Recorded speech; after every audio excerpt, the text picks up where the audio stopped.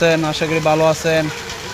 দেখেন আইসি পুশ থানার সামনে আসার পর দিয়ে পানি, হায় রে ভাই পানি রে ভাই, দেখেন কি পানি, এই দেখেন মাজাইমান পানি, বুঝছেন? এই দেখেন পোলাপান কিভাবে সাঁতার পারে পানির ভিতরে, এই দেখেন কি মজা পাইছে নতুন পানি পাইয়া। এই জীবনের প্রথম হাতিমারা শাস্তাগঞ্জ পানি হয়েছে থানার সামনে, বলে থানার সামনে খানবাড়ির ভিতরে, খানবাড়ির ভিতরে দেখেন পানি কিভাবে আইছে। তাইলে আপনার পানি বর্ষা ডেঙ্গা তো আরও বেশি, যারা নিচা জায়গা এখানে তার পানি প্রচুর পানি, ভয়াবহ অবস্থা। আমরা খুবই দুঃখজনকে আছি, খুবই খারাপ জায়গায় আছি, খুবই ভয়াবহ।